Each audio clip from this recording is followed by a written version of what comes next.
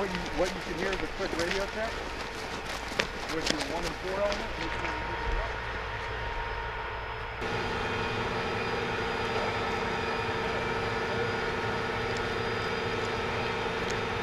Hey, so I'm just going to walk and talk through the concept with you.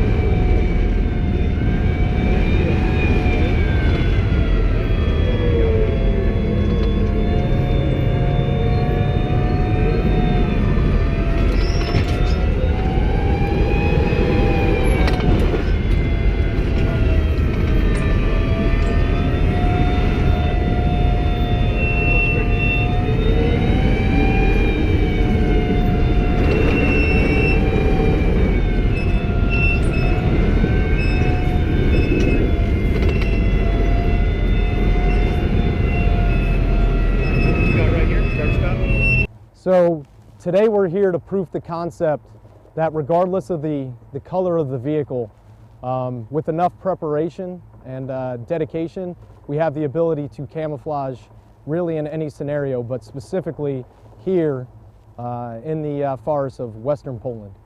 So in all honesty, it takes the crew approximately 2 hours to camouflage to the standard that we have here.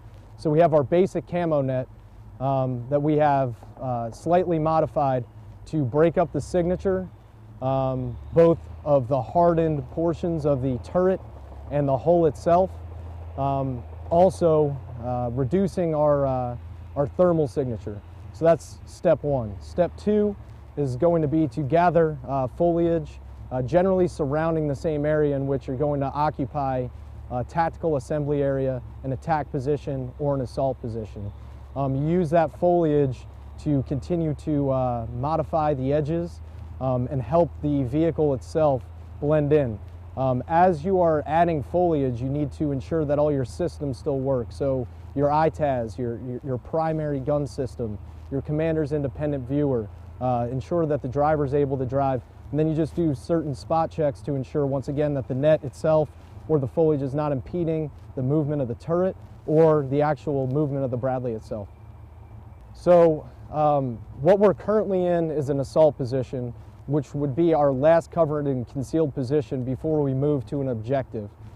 Here we would conduct priorities of work, finalize our plan, and then deploy onward, to an assault, a defense, or whatever it may be. It's really that last covered and concealed position where we could prep for our final execution on the objective. One reason why we did a lot of the preparation in the motor pool, or really in the tactical alpha-alpha, prior to coming out here, is throughout our maneuver, we're going to have to occupy several assembly areas or assault positions or attack positions en route to our objective. We need to have the ability to quickly move into a wooded area and not be able to be observed by any potential enemy. So it was important that within approximately 15 minutes, this Bradley was able to go from maneuvering in a large open area directly into the wood line and blend in with the local surroundings. And once again, I can't emphasize enough the ability to maintain the functions of the weapon system and the vehicle itself. Okay, so the easiest thing to do in camouflaging our vehicles in this specific scenario is the amount of foliage that surrounds the area, specifically deadfall, and in the winter it's also made it a little easier. So you're able to collect up that deadfall, the branches that allow you just to look, much like a bush or a tree that's in the woods. When you're camouflaging in, let's just call it the National Training Center in the desert, usually you have to look for berms or a little bit of dead space. And one thing that you could come into issues with when you're doing that is line of sight communication. So one thing that we're able to do significantly better is hide within the wood line and still maintain that ability to communicate as we're hidden. So fieldcraft is a priority really in anything from a dismounted squad being able to blend in to its surroundings to a Bradley fighting vehicle. So we will emphasize fieldcraft, camouflage, and the ability to blend into your immediate surroundings in every training exercise. So this is really just a proof of concept and the initial training to ensure that we have the ability to do it. From here on out, we're going to continue to better our ability to do exactly that. Just having conducted the National Training Center rotation, we were forced to blend in due to the OPT-4 and the enemy situation template that was going on with or the scenario that was presented at the National Training Center. So just now, 3 months ago, we had to do the same thing in the desert with these vehicles, and we did it phenomenally. We had the ability to execute hide sites, alpha-alpha operations, assault positions, and remain undetected from the enemy. To be able to do the same thing in a completely different environment really shows the proficiency of the crew themselves to camouflage their Bradley fighting vehicle, or tank for that matter. So we've got this as a perfect example right here. We're using this large chunk of tree. It's not actually necessarily covering the Bradley, but it's breaking this line and leading a way to dissipate that signature of the vehicle. We've got brush along the side. You can see we're using the natural terrain as well. So we're running this brush down Once again, just to change that signature, instead of having a blocky vehicle coming up the top, you've got some lines to lead your eye away from the lines of the vehicle.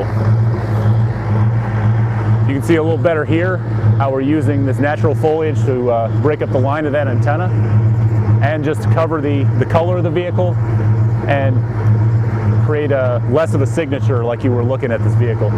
You can see my commander's sight up here is fully operational right now, as well as the gun. Both the 25mm and my coax are both fully functional with a camouflage on it. So our initial steps in our camouflage process involved our camouflage net right here. This is a typical radar scattering and laser scattering net. We just cover the vehicle as best we could, once again using chunks of it to break up the outline, create a visual difference in it. Once we had our camo nets on, we moved out here. We actually collected a lot of natural foliage. Nothing you see here was cut down. This is all deadfalls and material that was already on the forest floor. So back in our tactical alpha, we started going ahead and applying a lot of the brush you see on the sides and on the turret, and then bringing some extra stuff that we had just kind of stacked on top for the movement out here. Once we got into place was when we really kind of finished the small details on it. So coming in, laying this brush down, coming off the sides, adding in, we actually added snow to mimic the natural environment. So we gathered snow from back behind our fighting position and actually added that in after we were in place here. And then our final step was just to move out away from the vehicle and kind of get an idea of what was popping out in the wood line. One of the things it's real easy to see is like our headlights have a very distinct round signature to them. So we made sure we got those covered after we were in place, just so they wouldn't stand out to the eye.